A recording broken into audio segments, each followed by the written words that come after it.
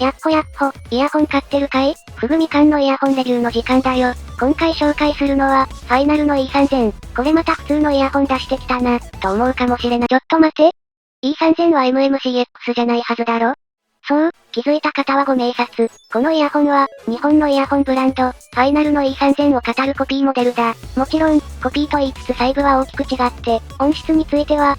聞いてみないとわからないが、とりあえず E3000 とは別物だ。中華イヤホンの闇にして、原点を垣間見るモデルだ。まさか2022年に堂々と新作を見ることになるとは、とかなんとか言いつつ、相変わらずデザインクローンは多く発生してたり、KZ の原点はこの手のコピーモデルだったりと、中華イヤホンを語る上では欠かせない存在であるのも間違いない。このクローン E3000 は、ロゴや形状を模倣している悪質なもの。価格1700円でファイナルっぽい形のものが手に入る、とワクワクしている人もいるかもしれないけど、やめとけ、マジでやめとけ。このイヤホン、E3000 っぽい形をしてるんだけど、技術的に見るところのない、普通の小型イヤホンだ。薄く、最適化された E3000 のステンレスハウジングは、それこそが E3000 が E3000 たるゆえんなんだけど、この偽 E3000、明らかにハウジングの質感が違う。おそらく原型の E3000 よりかなり分厚く作られているか、亜鉛ダイキャスト系の合金が使われていると思われる。その結果、ハウジングはかなり重く、手に取った感覚から、E3000 とは全く異なるイヤホンであることは明らかだ。ボディも明らかに E3000 より短く、別のイヤホンに E3000 のロゴをプリントしたもの、というのが大体の印象だな。というか E3000 が比較対象として引っ張り出されたことがかわいそうになるくらい、普通の中華イヤホンの匂いがするんだよこれ。背面のベント部分も、明らかに E3000 の方が細かく作り込まれている。むしろ E3000 があの値段で買えるのがいかに頑張ったものなのか思い知るな。そもそも、E3000 なのに MMCX 接続な時点で色々察するべきではあるが、ちなみに、ケーブルが付属するバージョンもあるんだけど、明らかに付属ケーブルの質感が違っていて、騙す気があるんだかないんだかわからない。こういう一目で違いがわかるモデルはまだマニアが見分けられるのでいいけど、ひどいやつは何から何まで似せてくるな。どっちにしろ、商標をそのまま持ってきてる時点でもろもろアウトだ。そんなわけで、闇の中華もりもりでありながら、色々と爪の甘い外装。とはいえ、多分このイヤホン自体は、DIY イヤホンとして頑張って作られているようで、質感とかは意外と悪くない。この価格で購入できる1ダイナミックドライバーイヤホンとして平均的な仕上がりだ。あとは問題は音色なんだけども、この音色がすごく問題なんだよ。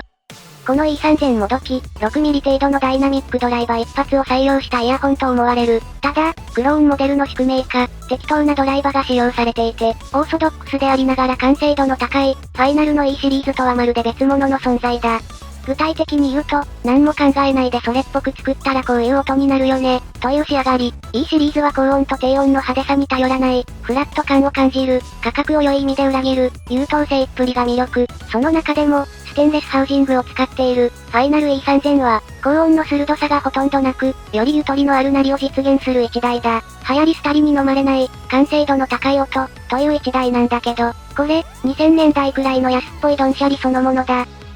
ドンシャリ、という日本語、いつ頃作られたかは不明だが、特にイヤホン界隈においては、楽しくて個性的なイヤホンのことを示す、割とポジティブな単語として現在は使われているんだけど、もともとは、高音がやかましく、低音がやかましくて中音域が飲み込まれてる、ダメなイヤホンを示す言葉として使われてたんだよ。ちなみに、据え置きオーディオでは、相変わらずネガティブな意味で使う人も多いらしい。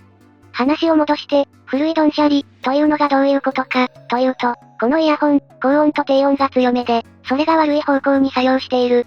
2010年代終盤くらいから、中国製のイヤホンは明らかにチューニングに方向性がついて、特に、高音域の深い音を抑制しつつ、金属音を伸びやかに聞かせる、という調整がされた機種が目立つようになった。こういったタイプのドンシャリはかなり好評で、イヤホン界隈における、ドンシャリ、という単語をポジティブな意味に変換していった理由だと思うんだけど、この偽 E3000 のドンシャリは、そんな意味ではない。どんどんドカドカコール作低音が鳴り響き、シャリシャリと耳障りででかい高音が中音域を衰弱させる。現在のドンシャリが、しっかりと完成度を上げたものに、強調表現として、味付けを付与したアプローチだとしたら、昔のドンシャリは、とりあえず何でもカレー味にすら食えるみたいな、食材のあらをパワーで乗り切るタイプの雑さだ。結果、人間のボーカルの破殺音はどれもこれも耳をつんざくような音になり、低音域に関してもなんとなくそこに溜まったようなパワーのないべっちょりとしたものになる。空間表現。そんなしっかりとしたものはないよ。とりあえずそれっぽくなるんだけど、高音域がピーキーすぎて使いづらいし、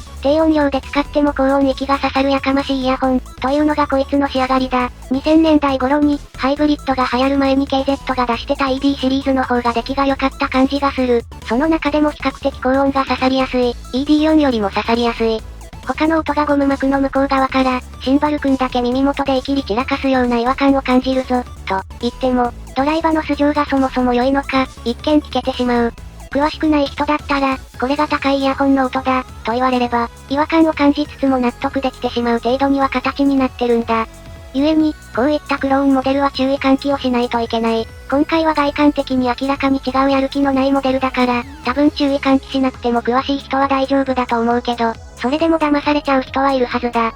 そんなわけで、このクローン E3000、それなりにしっかり形になってはいるけれど、お金を出すべきかどうか考えた時に、僕は出すべきではない、と考える。ロゴと E3000 という表記を消して、再度勝負したら、それなりの中華イヤホン、という反応で終わりそうだけど、そもそも、他人のロゴとかを使って商売をすること自体が問題であることを、再度確認徹底してほしいな。アリエクスプレスで DIY イヤーフォンとかで検索すると、こういった地味毛量みたいな検索結果がドバーッと出てくるので、今だ、中華イヤホンはこういった面もある、というのを今回のレビューで再確認してくれると嬉しいな。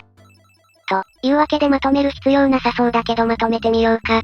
この偽 E3000 は、おそらく似せて作ったか、似たイヤホンが犠牲になって作られたもので、コピーっぽいけど別物。ドライバのサイズなんかは同じだけど、ハウジングは明らかに元になった E3000 より重量があるし、寸法は結構雑に違う。その音色は、まるで2000年頃の出来の悪い低価格イヤホンみたいな仕上がりで、最近のドンシャリイヤホンのような、良い素材に味付けをしてパンチのある仕上がりにしたものではなく、傷んだ食材を食えるように華麗に突っ込んだような代物で、20年前の低価格イヤホン売り場に戻ったような錯覚を受けた。もちろん、おすすめではない。と、こんなところだな。中華イヤホンの闇の部分は、ブランドとか民単位ではいつも紹介するものとは関わってないと思うけど、存在することは忘れてはいけないぞ。というわけで、ここからが結果発表。3月28日から実施してた、ソフティアーズボリュームのプレゼントキャンペーン。当選者は、デコボコのデコ、おめでとうございました。プレゼントの交換には期限があるので、お早めに Twitter の方をチェックしてみてくれ。そんな感じで今回はここまで。実は、E4000 の偽物も一緒に買ってあるんだ。